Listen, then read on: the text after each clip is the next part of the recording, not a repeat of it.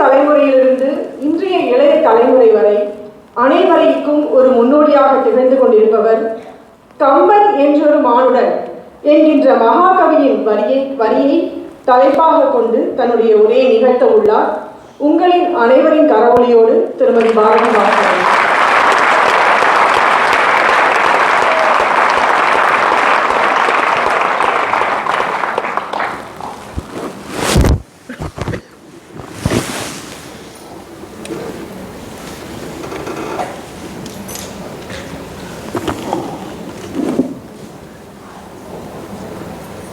இலக்கிய பாதையிலும் வாழ்க்கை பாதையிலும் எனக்கு குருவாக இருந்து வழிகாட்டி வருகின்ற கம்பபாரதி ஐயா அவர்களே, இந்த அரங்கில் மிகச்சிறப்பான துவக்க உரையை நிகழ்த்தி இருக்கின்ற அன்பு சகோதரர் டத்தோ சரவணன் ஐயா அவர்களே, தமிழ்நாட்டிலிருந்து வந்திருக்கின்ற நாங்கள் எல்லாம் பார்த்து வியந்து போகின்ற சொற்களுக்கு சொந்தக்காரரான பாரதி கிருஷ்ணகுமார் ஐயா அவர்களே, அருட்செல்வர் சிவகுமார் ஐயா அவர்களே, இவரை தம்பியாக பெற்றதற்கு என்ன பேரு பெற்றேனோ என்று ஒவ்வொரு முறையும் என்னை நெகிழ்ந்துருக வைக்கின்ற என்னுடைய அன்பு தம்பி பிரசாந்தன் அவர்களே, இங்க 2 பேரை பற்றி நினைக்கிற போது என்னை திலகவதியாகவும் அவரை திருநாவுக்கரசராகவும் நான் நினைக்கிறேன். உடனே எங்களுடைய வயதை நீங்கள் இதிலிருந்து கணக்கு போட முற்படக்கூடாது. பொருத்தம் என்பது அக்கா தம்பி என்பதோடு நின்றுவிடும். மற்றபடி அவர் துறவி எல்லாம் இல்லை. அன்பு தம்பி பிரசாந்தன் அவர்களே, தன்னுடைய வருகையால் இந்த விழாவை நிறைவு செய்து கொண்டிருக்கின்ற லண்டன் வாழ் அன்பு தமிழ் சொந்தங்களே, நண்பர்களே, எத்தனையோ இடர்பாடுகளுக்கு இடையேயும் லண்டனில் கம்பன் கழகத்தை தோற்றுவித்து மிகச்சிறப்பான இந்த முதல் நிகழ்வை நிகழ்த்தி கொண்டிருக்கின்ற கம்பன் கழகத்தை சார்ந்த அனைத்து பெரியவர்களே, குமார அண்ணா அவர்களே, ரவீந்திரன் அண்ணா அவர்களே, தோளோடு தோள் நிற்கின்ற அன்பு சொந்தங்களே, மேடையில் எனக்கு முன்னால் பேசி இருக்கின்ற 2 தம்பிகள் அன்பு தேவன் மற்றும் சஜி அவர்கள், நான் வந்ததிலிருந்து எனக்கு வேளைக்கு சரியான சாப்பாடு கொடுத்து என்னை மிகச்சிறப்பாக கவனித்துக் கொண்டிருக்கின்ற என்னுடைய அன்பு நண்பர் இங்கே வந்திருக்கிறார் கணபதி சுப்பிரமணியன், அவருடைய மனைவி லட்சுமி பிரணவ் அவர்கள். எல்லாருக்கும் என்னுடைய பணிவின் வணக்கங்கள். ஒரு 30லிருந்து 35 நிமிடம் எனக்கு நேரம் கொடுக்கப்பட்டிருக்கிறது என்று நினைக்கின்றேன். எனவே இது ஒரு நீண்ட நெடிய உரை அல்ல, யாரும் பயப்பட வேண்டாம். எனக்கு முன்னால் 2 இளைஞர்கள் பேசிய பிறகு பேசுவது எனக்கு கொஞ்சம் கஷ்டமாக இருக்கிறது. ஏனென்றால் இவர் ரொம்ப சின்ன பிள்ளை, அவர் கொஞ்சம் சின்ன பிள்ளை. ஏதோ பேசுவார்கள் கம்பனை பற்றி நமக்கு தெரிந்த விஷயங்களே என்றால் மிக ஆழமாக பேசியிருக்கிறார். என்னுடைய தம்பி மொழியினுடைய கூறுகளையும் புலம்பெயர்ந்து வந்திருக்கின்ற உங்களினுடைய நினைவு திடல்களிலே சேகரித்து வைத்திருக்கிற துயரங்களையும் இங்கே கொண்டு வரும்.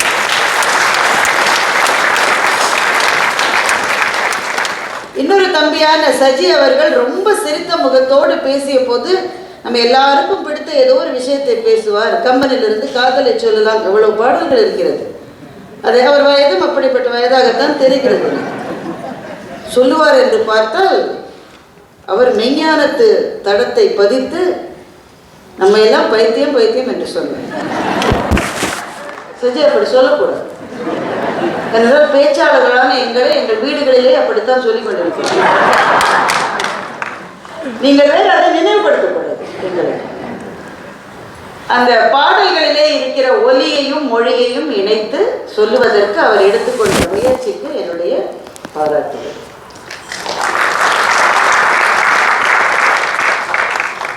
எனக்கும் நீண்ட நெடிய பேச்சை பேச வேண்டும் என்றுதான் ஆவல். ஆனால் எதிரிலேயே குருநாதர் உட்கார்ந்து இருக்கிற போது அது கொஞ்சம் கஷ்டம். அதனால் சுருக்கமாகத்தான் பேச போகிறேன். கம்பன் என்றொரு மானுடன் என்ற தலைப்பை எனக்கு கொடுத்திருக்கிறார். இந்த தலைப்புக்கு போவதற்கு முன்னால் 2 விஷயங்களை சீக்கிரமாக சொல்ல போகிறேன். 1, கம்பன் கழகத்தை தோற்றுவித்த அண்ணா இங்கே நடத்த எல்லா முயற்சிகளையும் எடுத்துக்கொண்டிருக்கிற நவேந்திரன் அவர்களுக்கும் குமார அண்ணா அவர்களுக்கும் முதலில் என்னுடைய மனம் நிறைந்த பாராட்டுதல்களை இந்த மேடையிலே சொல்லிக் கொள்வதில் நான் பெருமைப்படுகிறேன். ஏனென்றால் இது எளிதல்ல நண்பர்கள், இது எளிதல்ல. நாங்கள் பேச்சாளர்கள். எங்கள் ஊரிலிருந்து விமானத்தில் இங்கே கிளம்பி வந்து பேசிவிட்டு திரும்பி போவதற்கு எங்களுக்கு அவ்வளவு கஷ்டமாக இருக்குது.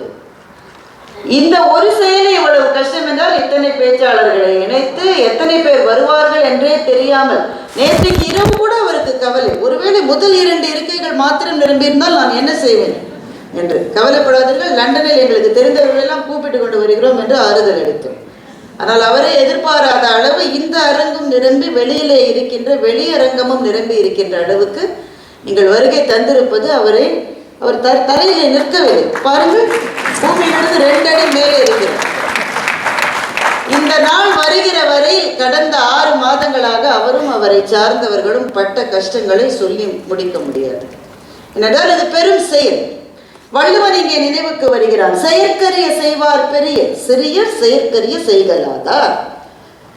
செயற்கரிய செயல் நாம நினைத்து பார்க்கிற போதே, அல்லது ஒருவர் நம்மகிட்ட வந்து இதை நீங்க செய்ய முடியுமான்னு கேட்கிற போதே ஐயோ சான்ஸே இல்லை என்று நாம் சொல்லி விலகி விடுகிற ஒரு வேலையை எடுத்து முடித்து அதனுடைய வெற்றி தோரணத்தின் நுழைவாயிலில் நின்று கொண்டிருக்கிற அவர்களை பார்த்து உங்கள் அத்தனை பேரின் சார்பிலும் என்னுடைய மகிழ்ச்சியையும் பாராட்டுகிறேன். ஆனால் அவர் செய்திருக்கிற வேலை ஒரு விதையை ஊன்றி இருக்கிற வேலை. அதைத்தான் செய்திருக்கிறார். அந்த விதை முளைத்து வெளியே வருகிற வரை காத்திருந்தார் அல்லவா? அந்த காத்திருத்தல் தான் ரொம்ப பெரிய விஷயம். காத்திருத்தல் கஷ்டமானது அல்லவா? ஒரு விதை வறண்ட நிலத்திலே விழுகிறது, உடனேயே பரபரவென்று அது செடியாகி விடுவதில்லை. அது ஒரு மழைக்காக காத்திருக்கிறது. மழை வரும் வரை தன்னுடைய உயிர் ஒடுக்கத்தை எல்லாம் அடக்கி கொண்டு அந்த விதை காத்திருக்கிறது. அந்த முதல் மழையினுடைய துளி அந்த விதையிலே விழுகின்ற போது அது ஊறி பருக்கின்றது. சின்னஞ்சிறு குழந்தை, அப்போது பிறந்த குழந்தையினுடைய சிவப்பான பாதங்களிலே இருக்கின்ற பெரு விரல் போல அது ஊறி பருக்கிறது. அதற்கு பிறகு இந்த மண்ணை ஜெயித்து வெளியே வருகின்றது. ஒரு விதை செய்கிற முதல் வேலையே மண்ணை ஜெயித்து வெளியே வருகிற வேலைதான். அதற்கு பிறகும் அதனுடைய போராட்டங்கள் ஓய்வதில்லை. இப்போ நாம செய்திருக்கிற வேலை இந்த மண்ணை ஜெயித்து ஒரு முளையை விதையிலிருந்து வெளியே கொண்டு வந்திருக்கிற வேலையை தான் செய்கிறோம். அதற்குள்ளேயே எங்க ஊர்ல சென்னையில சொல்லுவோம் நாக்கு தள்ளி போயிடுச்சு. எங்க ஊர்ல எப்படி சொல்லுவீங்கன்னு எனக்கு தெரியாது. நாக்கு தள்ளி போன வேலை. அதற்கு பிறகு இந்த மரம் வளர வேண்டும். இந்த மரம் வளருவதற்கு உள்ளே இருக்கிற விதையினுடைய வீரியமே போதுமானது. ஆனாலும் மேலே இருந்து வருகிற மழையின் துளை இல்லாமல் அந்த விதையால் தனி ஒரு மரமாக வளர்ந்துவிட முடியாது. அப்படி அந்த மழையாக இருக்கிறவர்கள் தான் நீங்கள் எல்லாரும். உங்களினுடைய ஆதரவினால், அன்பினால், உங்களினுடைய அயராத முயற்சியினால் இந்த விதை விருட்சமாக வளர வேண்டும், மலர வேண்டும் என்பதை என்னுடைய பிரார்த்தனையாக முதலிலே வைக்கின்றேன். 2வது விஷயம், நேற்றுக்கு என்னுடைய தம்பி பிரசாந்தன் பேசுகிற போது சொன்னார், இந்த இடத்திலே இது அமைவது இன்னமும் சாலச் சிறந்தது. இன்றைக்கு எங்கள் தமிழ்நாட்டில், இலங்கையில், உலகத்தின் பல நாடுகளில் தமிழர்கள் எங்கெல்லாம் போயிருக்காங்களோ அங்கெல்லாமே கம்பன் கழகங்கள் உருவாவதற்கான ரொம்ப அழகான வாய்ப்புகளை நாங்கள் பார்த்து கொண்டிருக்கிறோம். உங்களுக்கு அதை விட என்ன மகிழ்ச்சி. அந்தந்த ஊர் எங்களை கூப்பிடுவாங்கல்ல. சுவிட்சர்லாந்திலிருந்து ஒரு தம்பி வந்திருக்கிறார். நாளை அவர் தொடங்க மாட்டாரா? நாங்கள் சுவிட்சர்லாந்து பார்க்க வேண்டாமா? அது மகிழ்ச்சி என்பது அதனால அல்ல. மகிழ்ச்சி என்பது கம்பன் அங்கெல்லாம் போய் சேருகிறான் என்பது எங்களுக்கு மகிழ்ச்சி. அதுதான் மகிழ்ச்சி. அங்கெல்லாம் கம்பன் போய் சேருவதால் எங்களுக்கு என்ன மகிழ்ச்சி என்றால், கம்பன் எங்களுக்கு கொடுத்ததை எங்கெங்கோ இருக்கிற எங்கள் தமிழ் சொந்தங்களும் பெற்று விடுவார்கள் என்கின்ற அந்த ஆறுதலை எங்களுக்கு மகிழ்ச்சியை தருகிறது. அதனால்தான் எல்லா இடங்களிலும் வளர்ந்து வருகிற கம்பன் கழகங்கள் எங்களுக்கு மிகுந்த மகிழ்ச்சியை தருகின்றன. குறிப்பாக லண்டன். நேற்றுக்கு பிரசாந்தன் பேசுகிற போது சொன்னார், வாவேசு ஐயரை பற்றி சொன்னார். வாவேசு ஐயர் தான்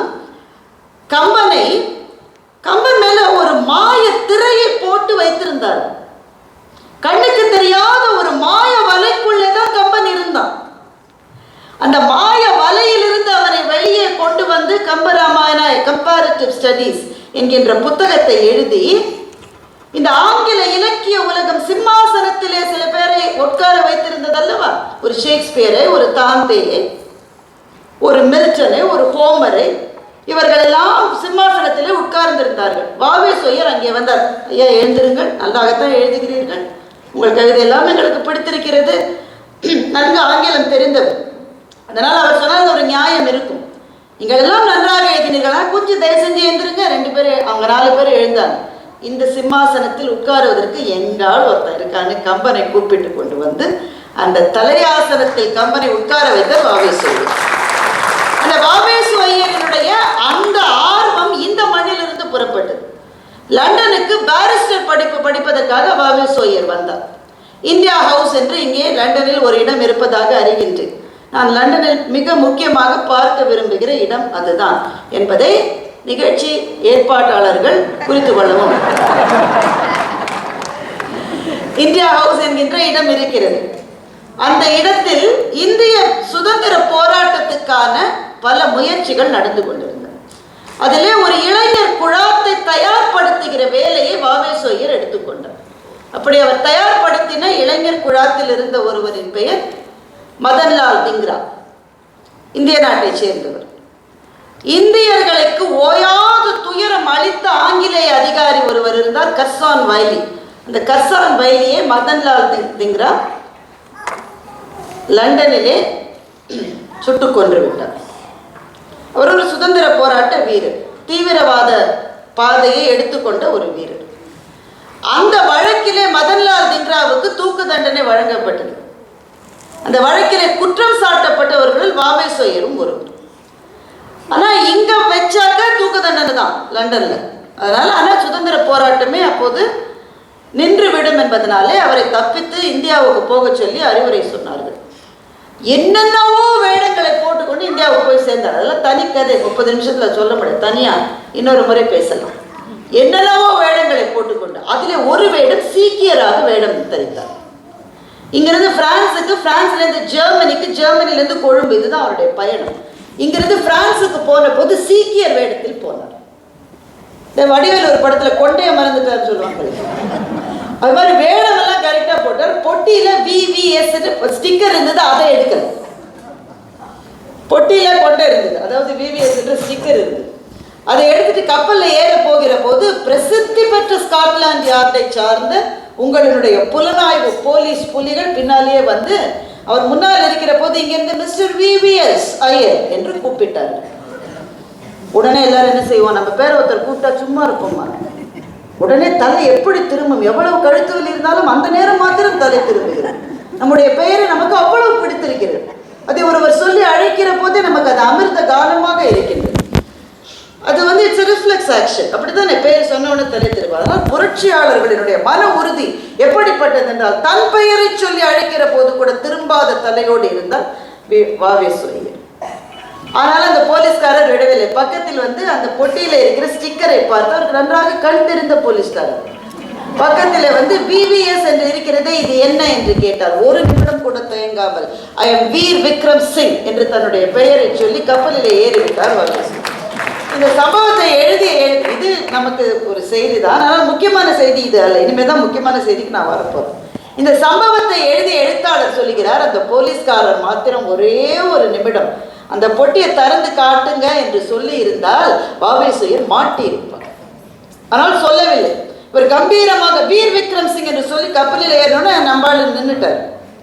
அவர் மாத்திரம் பொட்டியை திறந்திருந்தால் வாவே சொய்யர் மாட்டிக்கொண்டிருப்பார். ஏனென்றால் உயிருக்கு தப்பி பிழைத்து ஓடி போகிற அவசரத்தில் கூட அவருடைய பெட்டியில் கம்பராமாயண புத்தகம் இருந்தது என்று அவர் எழுதுகிறார். பொட்டியை திறந்திருந்தால் உள்ளே கம்பராமாயணம் என்றால் வீர் விக்ரம் சிங்குக்கும் கம்பராமாயணத்துக்கும் என்ன சம்பந்தம் என்று இன்னொரு கேள்வி கேட்டு அவரை பிடித்திருக்கலாம். ஆனால் அந்த அவசரத்திலே கூட கம்பராமாயணத்தை கையிலே சுமந்து கொண்டு வாவே சொய்யர் செய்த பயணம்தான் கம்பராமாயண கம்பேரிட்டிவ் ஸ்டடி என்கின்ற அந்த அபாரமான புத்தகத்தை கொண்டு வந்தது. இப்படி ஆண்டாண்டு காலமாக நம்முடைய வாழ்வோடு கலந்திருக்கிற கம்பனை நம்மிடம் இன்னும் இன்னும் கொண்டு வந்து சேர்ப்பதற்கு எத்தனையோ பேர் பெரும் முயற்சிகளை எடுத்திருக்கிறார். காரைக்குடி ஐயா சா கணேசன் அவர்களை இந்த நேரத்தில் இந்த இடத்திலிருந்து கைதொழுது நான் வணங்குகின்றேன். கம்பன் கழகங்களினுடைய தாய் கழகத்தை அவர்தான் தோற்றுவித்தார். அங்கிருந்து தொடங்கியது அந்த வித்து இப்படி விருட்சமாக வளர்ந்திருக்கிறது. இன்றைக்கு இங்கே நடப்பட்டிருக்கிற இந்த விதை முளைவிட்டிருக்கிறது. நாளைக்கு இது மரமாக மலர வேண்டும். இந்த 2 செய்திகளை உங்கள் முன்னால் வைத்துவிட்டு இந்த பேசிய 2 தம்பிகளுக்கும் என்னுடைய வாழ்த்தை சொல்லிவிட்டு, அதிலும் மிக இளைஞரான இந்த தம்பியை மிக அதிகமாக பாராட்ட வேண்டும். என்றால் உங்கள் பல பேர் நெஞ்சத்துக்குள்ளே இருக்கிற ஏதோ ஒரு சொல்லாத சங்கடத்துக்கு அவர் பதில் சொல்லியிருக்கிறார். உங்கள் பல பேர் நெஞ்சத்திலே இருக்கிற சொல்லப்படாத சங்கடம் என்னவென்று எனக்கு தெரியும். நாங்களாம் கம்பன் விழாவுக்கு வர்றோம், நாங்களெல்லாம் எங்கள் ஊரில் என்ன நடக்கிறதுன்னு தெரிஞ்சுக்கிட்டு இருக்கோம். ஏதோ யூடியூப் பார்க்குறோம், தமிழ் பள்ளிகளை வைத்து நடக்கிறோம். அடுத்த தலைமுறைக்கு தமிழ் தெரியுமா என்று சொல்லப்படாத ஒரு கேள்வி இல்லாத ஒரு நெஞ்சம் கூட இங்கே கிடையாது. அது எனக்கு தெரியும். ஆனால் அந்த நெஞ்சங்களிலே இருக்கிற ஒரு அச்சத்தை போக்குகின்ற விதமாக இப்படி இங்கே தான் பிறந்தீங்க தம்பி, இங்கே பிறக்கலையா? இங்கே பிறந்தீங்க, சின்ன வயதில் வந்துட்டாங்க. ஒரு வயசுல வந்தாக்க இங்கே பிறந்ததும் அதுவும் ஒப்புதான். ரொம்ப சின்சியரா இல்லை, இங்கே பிறக்க ஒரு வயதிலிருந்தே இங்கே வாழ்கின்ற ஒரு குழந்தையால் இவ்வளவு தங்கு தடையின்றி, முக்கியமாக துண்டு சீட்டின்றி பேச முடியும் என்று சொன்னால் எந்தவித ரெஃபரன்ஸும் இல்லாமல் அவர் இங்கே பேசினார். பெயர்களை நினைவு வைத்துக் கொண்டார், பாடல்களை, கதாபாத்திரங்களை சொல்லி அவர் பேசியிருக்கிறார் என்று சொன்னால் இங்கே இருக்கிற உங்கள் எல்லாருக்கும் ஒரு தைரியம் வந்திருக்கும். எங்கள் குழந்தைகளும் இன்னும் கொஞ்சம் நாங்கள் முயற்சி எடுத்தால் இப்படி பேச வைக்கலாம் தானே என்று உங்கள் நெஞ்சத்தில் அந்த நினைவு, அந்த ஆறுதல் வந்துவிட்டது என்று சொன்னால் அதுதான் இந்த கம்பன் கழகத்துக்கு கிடைத்திருக்கிற முதல் வெற்றி என்று நான் நினைக்கின்றேன். கம்பன் என்ற மானுடன் என்ற தலைப்பை எனக்கு கொடுத்திருக்கிறார்கள். நம்மளாம் தமிழ் பரீட்சை நாங்களாம் எழுதுகிற போது இப்பெல்லாம் இருக்கான்னு எனக்கு தெரியல, பரீட்சையில் எழுதி ரொம்ப ஆண்டாயிடுச்சு. இடஞ்சுட்டி பொருள் விளக்குன்னு சொல்லுவாங்க. ஒரு கவிதையிலிருந்து ஒரு வரியை சொல்லிவிட்டு இடம் சுட்டி பொருள் விளக்கணும். அதை எங்கே வந்தது, யார் எழுதினார்கள், யார் யாரிடம் சொன்னார்கள், எந்த நேரத்தில் சொல்லப்படுது, எல்லாம் எழுதினா 3 மார்க். ஒரு முறை கூட நான் 3 மார்க் வாங்கினது, ஆனால் இங்கே வாங்குவேன்னு நினைக்கிறேன். கம்பன் என்ற ஒரு மானுடன் என்று மகாகவி பாரதி தான் சொன்னார். எப்போ சொன்னார் என்றால் மகாகவி பாரதிக்கு கோபம் வந்து விட்டது. அவருக்கு எப்போவுமே கோபத்தில் தான் இருப்பார் இல்லைங்க, அது வேற விஷயம். என்ன கோபம் என்றால் ஆங்கிலேயர்கள் புகுத்திய ஆங்கில கல்விதான் இந்தியாவில் இருந்தது, இலங்கையில் இருந்தது, காலனி நாடுகள் எல்லாவற்றிலும் அதுதான் இருந்தது. அப்படி புகுத்தப்பட்ட அந்த ஆங்கில கல்வி எதை சொல்லிக் கொடுக்கவில்லை என்று பாரதிக்கு கோபம் வந்தது. எங்கள் மண்ணிலே எத்தனையோ சாதனை செய்த பெரும் மனிதர்களினுடைய வாழ்க்கையை பற்றி எங்கள் குழந்தைகளுக்கு தெரியவில்லையே, எங்கள் படிக்கிற பிள்ளைகளுக்கு தெரியவில்லையே என்று பாரதிக்கு கோபம். என்ன ஆச்சரியம் பாருங்கள், பாரதி இறந்தே 100 ஆண்டுகள் ஆகிவிட்டது. இந்த கோபம் இன்னமும் நம் நெஞ்சத்திலே இருக்கு. நம்முடைய குழந்தைகள் எவ்வளவோ படிக்கிறார்கள். போன தலைமுறையில் உங்கள் மண்ணில் சிந்தப்பட்ட ரத்தத்தின் அறிமுகம் கூட அவர்களுக்கு இல்லையே என்ற வருத்தம் உங்களுக்கு இல்லையா? தெரியாதவர்கள் இன்னும் ஒரு தலைமுறை கடந்தால் அவர்களுக்கு நம்முடைய வரலாறு எவ்வளவு தெரியும் என்பது நம் நெஞ்சத்துக்குள்ளே பெரிய அச்சமாகத்தான் இருக்கிறது. இந்த கோபம் தான் பாரதிக்கு வந்தது. இந்த மண்ணிலே இருந்த மனிதர்களை பற்றி எல்லாம் சொல்லிக் கொடுக்காத கல்வி ஒரு கல்வியா என்று சொல்லிவிட்டு அந்த மனிதர்களினுடைய பட்டியலை பாரதி போட்டான். அப்பதான் அந்த பட்டியலின் முதல் இடத்தை கம்பனுக்கு கொடுத்தான். கம்பன் என்ற ஒரு மானுடன் வாழ்ந்ததும், காளிதாசன் கவிதை புனைந்ததும், உம்பர்வாரத்து கோளையும் மீனையும் போர்ந்தளந்ததோர் பாஸ்கரன் மாட்சியும், நம்பரும் திரளோடு ஒரு பாணினி ஞான நீதினில் நல் இலக்கணம் சமைத்ததும், தெய்வ வள்ளுவன் வான்வரை செய்ததும், சேரன் தம்பி சிலம்பை இசைத்ததும், அன்னையாவும் அறிந்திலர் பாரதத்து ஆங்கிலம் பயில் பள்ளியுள் புக்குனர் என்று பாரதி கவிதையை முடிக்கின்றார். பாரத நாட்டிலே வழங்கப்படுகிற பிரிட்டிஷ்காரர்களினால் சிலபஸ் போடப்பட்ட ஆங்கில கல்வியை படிக்கிற குழந்தைகளுக்கு இவர்களுடைய மேன்மை தெரியவில்லைன்னு ஒரு லிஸ்ட் போடுகிற போது அந்த பட்டியலில் முதல் ஆளாக கம்பனை வைத்தார். இந்த கவிதையை படித்த உடனே எனக்கு பாரதி மீது கோபம் வந்தது. காளிதாசன் கவிதை புனைந்ததும், உம்பர்வானத்து கோளையும் மீனையும் கோர்ந்தளர்ந்ததோர் பாஸ்கரன் மாட்சியும், தெய்வ வள்ளுவன் வான்மறை செய்ததும். எல்லாரையும் எப்படி புகழ்கிறான் பாருங்கள். எங்கள் கம்பனே அவன் புகழவே. கம்பன் என்று மானுடன் வாழ்ந்தது, கம்பன் என்று கவிஞன் வாழ்ந்ததுன்னு சொல்லியிருக்கப்படாத, கம்பன் என்று புலவன் இருந்ததும்.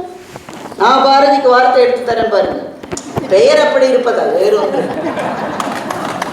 கம்பன் என்ற ஒரு புலவன் நான் சொல்லியிருக்கலாம் தானே. கம்பன் ஒரு காப்பியம் படைத்ததும் எதுவுமே சொல்லு. கம்பன் என்று ஒரு மானுடன் வாழ்ந்தது. எல்லாரும் தான் வாழணும். மானுடனா இருப்பதே ஒரு பெருமையா? அப்ப ஏன் பாரதி முதல் பட்டியலில் முதல் ஆளாக எங்களாலே வைத்த பாரதி ஒரு அட்ஜெக்டிவ் இல்லை, ஒரு அப்ரிசியேஷன் இல்லை, பெருமை பேசவில்லை. கம்பன் என்று மானுடன் வாழ்ந்து இருப்பா, நீ வாழ்ந்துட்டு போ சொல்ற மாதிரி. ஏன் பாரதி அப்படி சொன்னான் என்று எனக்கு ஒரு சிறு வரும். கம்பராமாயணத்தை படிக்க ஆரம்பித்த பிறகுதான் அதற்கான விடைகள் கிடைக்க ஆரம்பிக்கும். கம்பனை எப்படி சொல்லுவது? கவிஞன் என்று சொல்லிவிட்டால் போதுமா? போத மாட்டேன். அவன் ஒரு அறிவியல் அறிஞன் என்று சொல்லலாம். ஏனென்றால் அத்தனை விஞ்ஞான உண்மைகளை அவனுக்கு மிக பிற்பட்ட காலத்தில் கண்டுபிடிக்கப்பட்ட செய்திகளினுடைய அடிச்சுவட்டை எல்லாம் கம்பனில் வைக்கிறான். ஒரு அறிஞன் என்று சொல்லலாம், அதுவும் போத மாட்டேன் என்கிறது. ஒரு உளவியல் நிபுணன் என்று சொல்லலாம். மனதினுடைய ஓரத்திலே ஆழத்திலே உறங்கிக் கொண்டிருக்கிற எவ்வளவோ நினைவுகளை கொக்கி போட்டு மேலே இருக்கிற ஒரு உளவியல் நிபுணன் என்று அவனை சொல்லலாம் என்றால் அதுவும் போத மாட்டேன். ஒரு அரசியல் அறிஞன் என்று சொல்லலாம். வார் ஸ்ட்ராட்டஜிஸ்ட், பாதி பாட்டு போரை பற்றி எழுதியிருக்கிறான். போரிலே நாம் கடைபிடிக்க வேண்டிய ஸ்ட்ராட்டஜிஸை பற்றி சொல்றோம். இப்போ ஒரு வார் ஸ்ட்ராட்டஜிஸ்ட் எந்த சொல்லி சொன்னாலும் போத மாட்டேன். எவ்வளவு சொல்லப்பட்ட பிறகும் கூட சொல்லாமல் மிஞ்சி இருக்கிற சொற்களுக்கு சொந்தக்காரனாக கம்பன் திகழ்கின்றான். அவனை என்ன சொல்லுவது? அவன் ஒரு கவிஞன் தான், அதுல ஒண்ணு நமக்கு வேறுபாடு. கவிஞர்களுக்கே, இங்க கவிஞர்கள் யாராவது இருக்கீங்களா? ஐயா இருக்காரு, மன்னிச்சுக்கோங்க, நான் கவிதை எழுத கவிஞர்களே கொஞ்சம் திமிரு. ஐயா ஐயா அது இருந்தா தான் கவிதையே வரும். என்னுடைய நண்பர் போகன் சங்கர் என்று ஒரு கவிஞர். போகன் சங்கர் ஒரு கவிதை எழுதுகிறார். அது அவர் இன்னொருத்தர் பேசலாம், மதி கவிதை. இந்த கவிதையெல்லாம் இவங்க எழுதுகிறது எங்கிருந்து வந்தது என்றால், எங்கள் வள்ளுவனிலிருந்தும் எங்கள் கம்பனிலிருந்தும் எங்கள் பாரதியிலிருந்தும் அந்த வழி வழி வந்தது தான். இல்லாட்ட கவிதை இப்படி எழுத முடியாது. போகன் சங்கர் கவிதையை, அவர் இன்னொரு நண்பரும் பேசுறார். போகன் சங்கர் அந்த நண்பர்கிட்ட சொல்றாரு, என்னுடைய அகங்காரம் என் படிப்பில் இருந்தோ என்னுடைய எழுத்தில் இருந்தோ வரவில்லை. என்னுடைய அகங்காரம் நான் பட்ட துயரங்களிலிருந்து, நான் பட்டுக்கொண்டிருக்கிற துயரங்களிலிருந்து வந்தது என் அகங்காரம் என்று போகன் சங்கர் அவரிடம் சொல்லுகிறார். இது புரிஞ்சது தானே? கோனர் நோட்ஸ் யாருக்கா தேவை? அகங்காரம் எதுல இருந்து வரும்? எழுத்தாளன், ஒரு கவிஞன். நான் எவ்வளவு படிச்சு இதுல இருந்தாலும் அகங்காரம் வரும். இவர் சொல்ற அதுல இதெல்லாம் வரல. என்னுடைய அகங்காரம் நான் பட்ட துயரங்களிலிருந்தும், நான் பட்டுக்கொண்டிருக்கிற துயரங்களிலிருந்தும் வந்தது. நண்பர் உடனே கேட்கிறாரு, அகங்காரம் துயரங்கள் பணிவைத்தானே தரும், துயரங்கள் நிமிர்வை தருமா என்று கேட்கிறார். நல்ல கேள்வி இல்லையா? அடிவிழ அடிவிழ நான் இன்னும் குறுகித்தான் போகிறேன். அப்படித்தானே வாழ்க்கை அடிக்கிறது, இன்னும் குறுகுகிறோம். அடுத்த அழிவு விழுகிறது, இன்னும் குறுகுகிறோம். புது துயரங்கள் குனிவைத்தானே தரும், நிமிர்வை தருமா என்று அந்த நண்பர் கேட்கிறார். போகன் சங்கர் சொல்லுகிறார், துயர் உற குறுகுகிறவன் மனிதன், துயர் உற நிமிர்பவன் கவிஞன் என்று பதில் சொல்லுகின்றார்.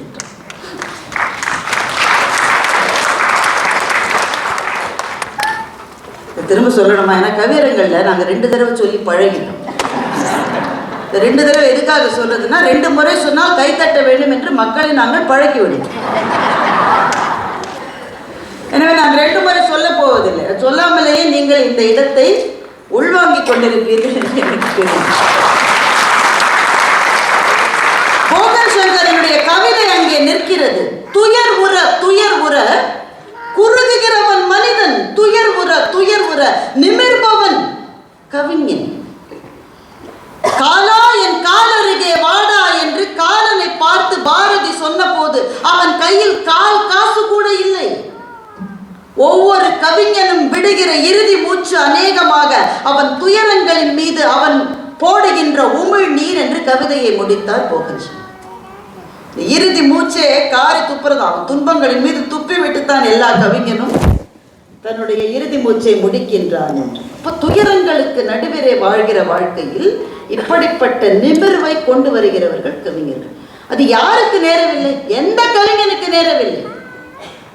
கம்பனுக்கு நேர்ந்திருக்கிறது. மன்னவனும் நீயோ வளநாடும் உனதோ உன்னை அறிந்தோ தமிழை ஓதினேன் என்று கம்பன் சொல்லுகிற அந்த கட்டத்தை படிக்கிற போது அந்த நிமிர்வு நமக்குள் வரும். அதுதான் கம்பன் நமக்கு தருது. பணிந்து வாழ்கிற வாழ்க்கை அல்ல. என்னை நீ எந்த இடத்திலே நிறுத்தினாலும் என்னுடைய தமிழ் என்னை வாழ வைக்கும் என்று சொல்லி அந்த நாட்டிலிருந்து வெளியே போனவன் கம்பன் என்று ஒரு கதை உண்டல்லவா? திருத்தக்க தேவரை கொதிக்கின்ற இரும்பு பதுமையை கட்டிக்கொள்ள சொன்னார்கள் என்று ஒரு கதை உண்டு. வள்ளுவனுடைய குரல் சங்கப்பலகையில் ஏற்றப்படாத கதையும் நமக்குள் உண்டு. வள்ளுவத்தையே ஏற்றவில்லை என்றால் அந்த சங்கப்பலகையில் எதை ஏற்றுவது? அவ்வை வாயில் காப்பவனிடம் போய் சொன்னாள். வாசகதவை அவைக்கு திறக்கல. வாசல்ல நின்று சொன்னா எத்திசை செல்லினும் அத்திசை சோறு. நான் எங்க போனாலும் எனக்கு சோறு கிடைக்குங்க. நீ கதவு திறக்கலன்னா எனக்கு வேற வழி இல்லையா? ஆனால் இதை அவள் சொன்னது அந்த வாயில் காப்பவனிடம் தான், மன்னனிடம் அல்ல. மன்னனோட அப்பாயின்மெண்ட்டே கிடைக்கல. வாயில் காப்பவனிடம் சொல்லுகிறாள் எத்திசை செல்லினும் அத்திசை சோறு. அப்போ இந்த நீண்ட நெடிய பாரம்பரியத்தை நீங்கள் பார்த்து கொண்டே வந்தீர்கள் என்றால் தமிழ் படைப்பாளிகள் நமக்கு என்ன கொடுத்திருக்கிறார்கள் என்றால் பணிந்து போவதை அல்ல, நிமிர்ந்து நிற்பதைத்தான் கொடுத்திருக்கிறார்கள். நீ நிமிர்ந்து நிற்பதற்கு உனக்கு தேவை ஒரே ஒரு விஷயம்தான், ஒன்றே ஒன்றுதான். கும்பிட்டு வாழ்கிறேன் யான் கூற்றையும் ஆடல் செய்வேன் என்ற கும்பகர்ணனுடைய வரியாக கம்பன் சொல்லுவதைத்தான் தமிழ் படைப்பாளிகள் நமக்கு சொல்லுகிறார்கள். கும்பிட்டு வாழ்வதல்ல, கும்பிட வேண்டும் பெரியவர்களை, நாம் மரியாதை செலுத்துகிறவர்களை. ஆனால் நம்முடைய நன்மைக்காக நம்முடைய வாழ்க்கைக்காக கும்பிட்டு வாழ்கிற வாழ்க்கையை தமிழ் நமக்கு சொல்லித்தரவில்லை. அந்த பாபாக்கு நான் பேசுறது பிடிக்கலன்னு. அதனால பிடிவாதமாக பிள்ளைகளை அழைத்து கொண்டு வந்திருக்கிற உங்களுடைய ஆர்வத்துக்கு என்னுடைய வாழ்த்துக்கள். அப்போ கவிஞன் தான். ஆனா அதையும் தாண்டி கவிஞன் என்று சொல்லாமல் ஏன் மானுடன் என்று சொன்னான்? அந்த கட்டத்திலே இந்த பேச்சு நிற்கிறது. கம்பனை படிக்க படிக்க நமக்கு தெரிவது அது ஒன்றுதான்.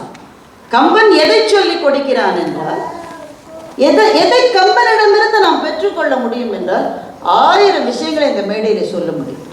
கம்பன் கழகங்களினுடைய நோக்கமே அப்படிப்பட்ட விஷயங்களை உங்கள் முன்னால் கொண்டு வைப்பது. இப்போ இந்த ஆடியன்ஸ்ல எவ்வளவு பேர் ஏற்கனவே கம்பன் விழாக்களில் ஒரு முறையாவது இருமுறையாவது போயிருக்கிற வழக்கம் உடையவர்கள் என்று எனக்கு தெரியாது.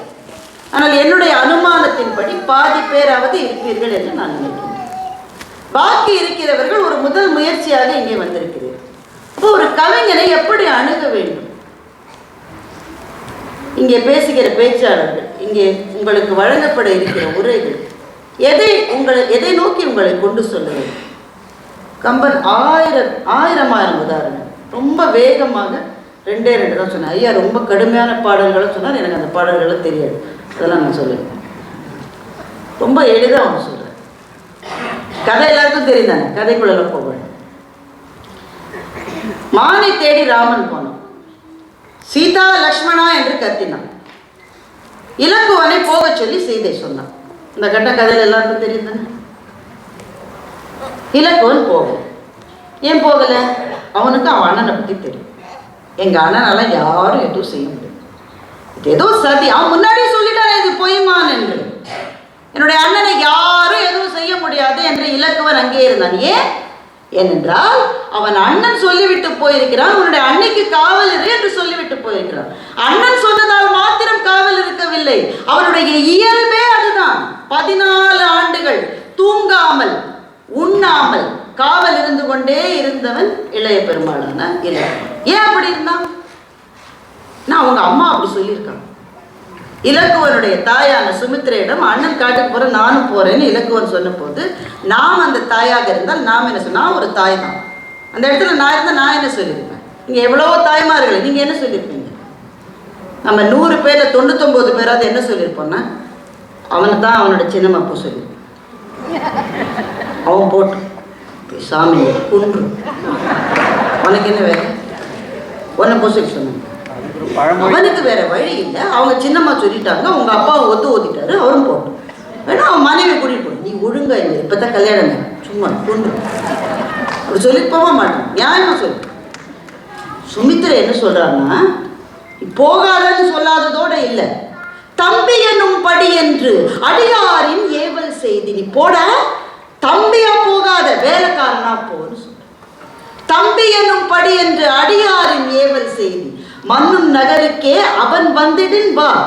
திரும்பி 14 வருஷம் கழிச்சு வரும்போது அவன் வந்தா நீ வா, அவன் வரலன்னா அன்றே முன்னம் முடி. அவன் வர முடியாதபடி அவனுக்கு ஒரு ஆபத்து வந்துருச்சுன்னா அந்த ஆபத்து அவனை அடிக்கிறதுக்கு முன்னாடி ஒன்னு அடிச்சிடணும்டா. அந்த செய்தி தாண்டா என் காதுல வந்து விழணும்னு சொல்லி அனுப்புகிற ஒரு தாயை கம்பன் காட்டுகிறான்.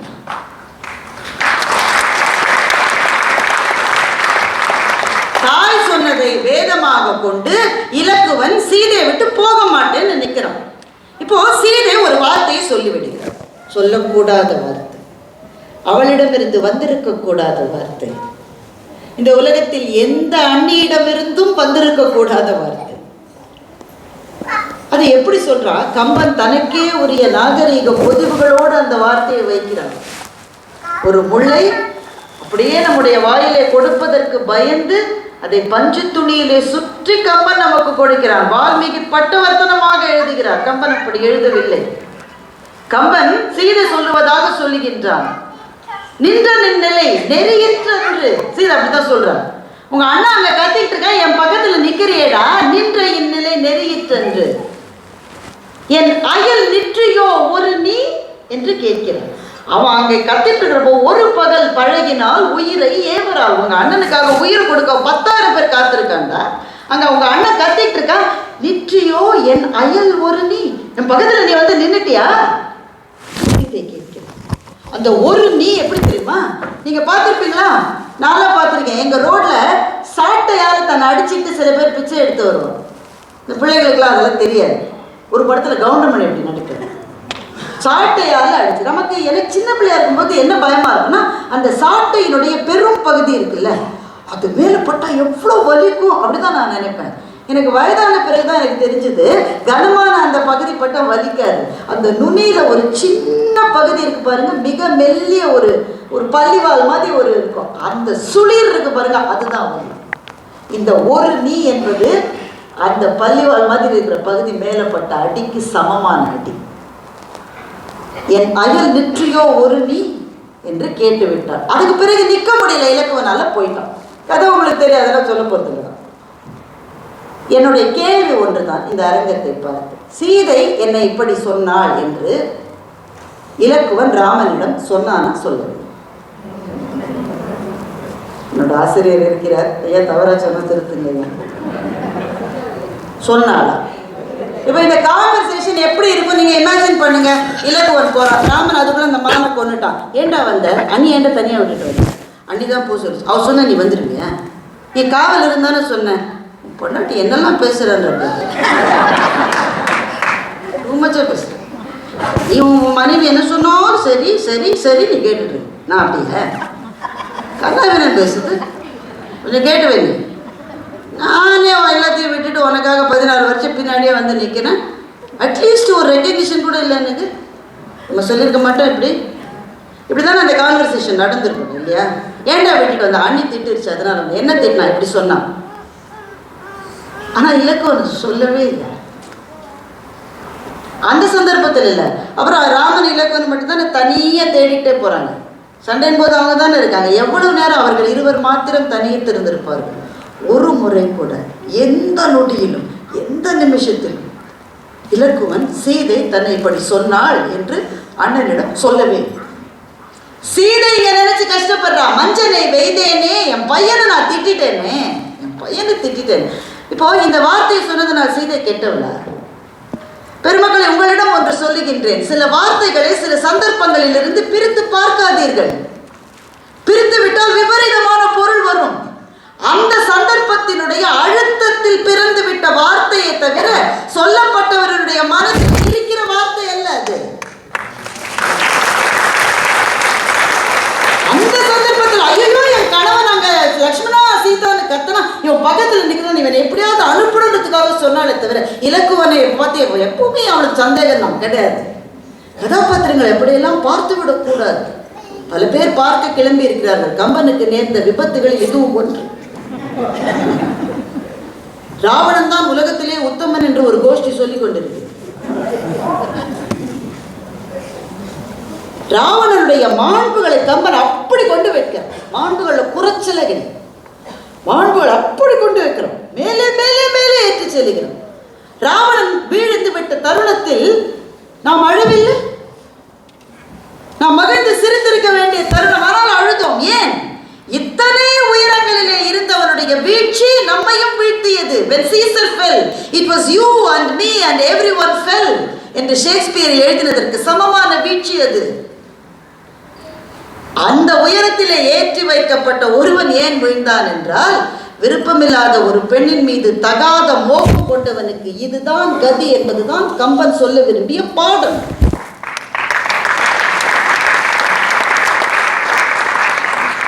இந்த கட்டத்தில் சீதை நினைக்கிறார், நான் இலக்குவனை அப்படி சொல்லி இருக்க கூடாது. நான் அவன் அப்படி சொன்னதுனால தான் ராமன் என்னை பார்க்கவே வராம இருக்கான்னு நினைச்சு சீதை அழைக்கிறார். ஆனால் இலக்குவன் ஒரு முறை கூட சீதை தன்னை இப்படி சொன்னதாக அண்ணனிடம் சொல்ல. கம்பனில் இல்லாத ஒரு கதை உண்டு, அதை சொல்லி நான் முடித்துக் கொள்கிறேன். இந்த கம்பனில் இல்லை, இந்த கதை உண்டு. சீதை நகையெல்லாம் தூக்கி போட்டுக்கிட்டே போறான். குரங்கெல்லாம் அந்த நகையெல்லாம் போய் வச்சிருந்தது. அதாவது அதனுடைய மந்திக்கு கொடுத்துருக்கலாம், ஆனால் பத்திரமா வச்சிருக்கல. ராமன் தேடி வந்தபோது குரங்கெல்லாம் காமிச்சது. இதை பாரு ஜிம்மிக்கு, இதை பாரு கம்மல், இதை பாரு ஒட்டியான, இதை பாரு செயின், இது ரெட்டை வடம் சங்கிலி, எல்லாத்தையும் காமிச்சது.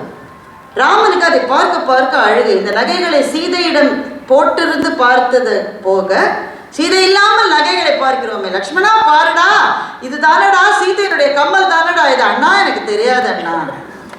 லக்ஷ்மணா பாருடா பாருடா, இது தாண்டா அவளுடைய கழுத்துல போட்டிருந்த அடிகடா பாருடா. அண்ணா எனக்கு தெரியாது அண்ணா, எனக்கு தெரியாது அண்ணா.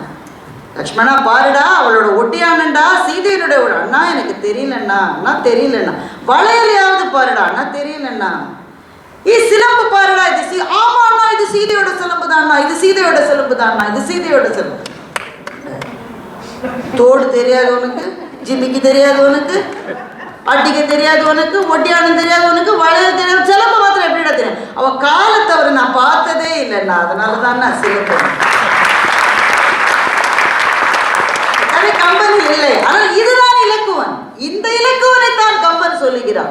இப்படி இருக்கிற இலக்குவனை இன்னும் ஒரு படி மேலே வைக்கிறான். என்னுடைய அண்ணி என்னை பார்த்து இந்த வார்த்தை சொன்னாள் என்பதை கடைசி வரை ராமனிடம் இலக்குவன் சொல்லவில்லை. சரி, இதுக்கு மாறினதுக்கு என்ன சொல்ல என்றால், பெருமக்களே, சில வார்த்தைகளை சொல்லி சில உறவுகளை பலப்படுத்த வேண்டும்.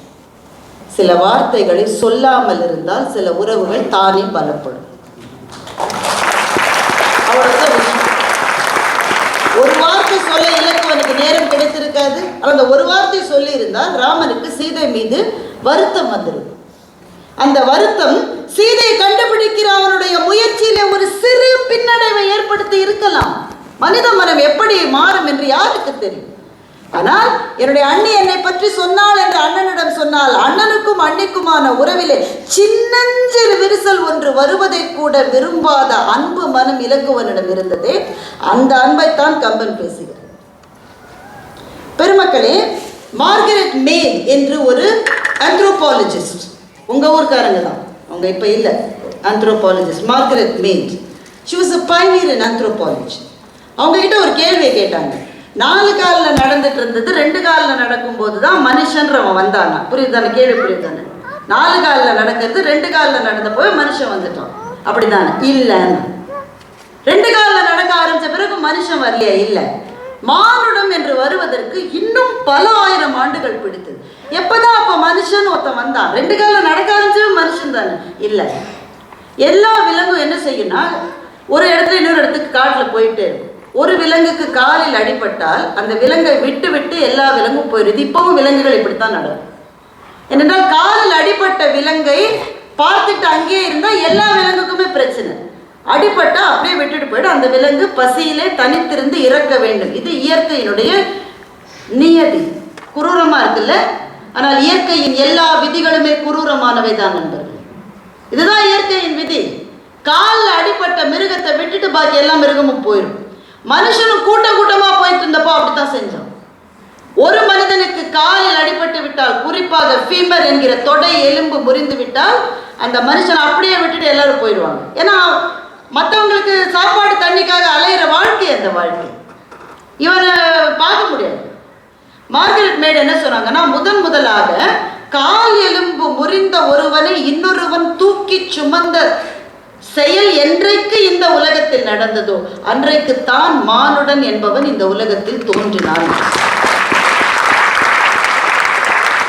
விட்டுட்டு போக வேண்டியவனை தூக்கி சுமக்கிற எண்ணம் என்றைக்கு ஒருவனுக்கு வந்ததோ அன்றைக்குத்தான் விலங்கிலிருந்து மனித இனமே தோன்றியது என்று மார்கரெட் மீட் சொல்லுகிறார். எனவே மானுடம் என்பதை அன்பு செலுத்துவதுதான். கம்பன் அதைத்தான் சொல்லித் தருகின்றார். தான் காயப்பட்ட போது கூட ராமனுடைய காயத்தை நினைத்த தாரையை பற்றி கம்பன் பேசினார். தேவி நீங்களும் அத்தேவரின் சீரியான் ஆவி நீங்கினார் போல அயர்வான்.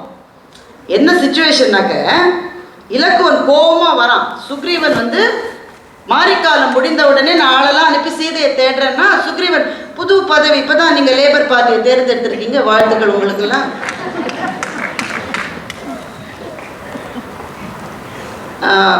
பதவிக்கு வந்த உடனே கொஞ்சம் நல்லா தானே இருக்கும்ல, போக போக தானே கஷ்டம் தெரியும். சுக்ரீவன் பதவிக்கு வந்த உடனேயே நல்லா சரக்கடிச்சு ஜம்முன்னு இருக்கும். இலக்குவன் கோபமா வரும். என்னடா வரேன்னு சொன்னா ஆளை காணும். இலக்குவன் முன்னால யாரும் நிற்க முடியாது. தாரையை அனுப்புகிறார். தாரைக்கு கோவம். இவ்வளவு நாளா நான் சொல்லிட்டு இருந்தேன் போன்னு, நீங்க போல, நீங்க பாட்டுக்கு ஜாலியா சந்தோஷமா பெண்களோடு இருந்தீர்கள். தேவி நீங்களும் அத்தேவரின் சீரியோன் ஆவி அகன்றார் போல அல்லல் உருவான். ஆவியே போன மாதிரி ராமன் கஷ்டப்பட்டுட்டு இருக்கானே, அதை பத்தி நீங்க நினைச்சு பார்த்தீங்களா? அதை பாவியாது பருகுவீர் போலும் உங்கள் காவி நாள் மலர் கண்ணீர் காதல் நீர் என்று கேட்கின்றான். அவனுடைய கஷ்டத்தை நினைக்காம மற்ற பெண்களோட நீங்கள, சுக்ரீவனை தான் கேட்கிறேன், சுக்ரீவனை கேட்கிறேன், எல்லா பொண்ணோட நீ பாட்டுக்கு இருப்பியா ஜல்சவா? அவனுக்கு அவங்க கஷ்டப்படுறது. இந்த பாட்டை படிச்சப்ப எனக்கு துணுக்குன்னு இருந்தது. நீ யாருடைய கஷ்டத்தை பத்தி நீ வருந்துறத்தாரு? ராமனுடைய கஷ்டத்தை பார்த்து நீ வருந்துற. ராமனுக்கு என்ன கஷ்டம்? மனைவியை பிரிந்த கஷ்டம். உனக்கு அந்த கஷ்டம் இல்லையா? நீ கணவனை பிரிந்து வருந்துறதானே? அந்த கணவனுடைய இறப்புக்கு யார் காரணம்? அந்த ராமன் தான் காரணம். அப்போ உன்னுடைய துயரத்துக்கு யார் காரணமோ அவனுடைய துயரத்துக்காக வருந்துகிற மனது தாரைக்கு இருப்பதாக கம்பன் தான் கட்டுகிறான். இதுதான் மானுடம்.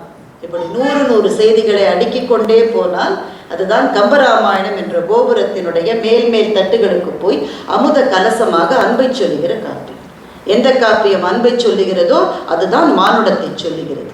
அதனால்தான் பாரதி கம்பனுக்கு வேறு எந்த அடைமொழி போட்டாலும் அது போதாது என்று கருதி கம்பன் என்றொரு மானுடன் வாழ்ந்ததும் என்று அந்த கவிதையை தன்னுடைய சிம்மாசனத்திலே, அந்த படியிலே இருக்கின்ற உச்சிப்படியிலே இருக்கிற சிம்மாசனத்தில் கம்பனை உயர வைத்து பாரதி போட்ட வார்த்தை கம்பன் என்றொரு மானுடன் வாழ்ந்தது.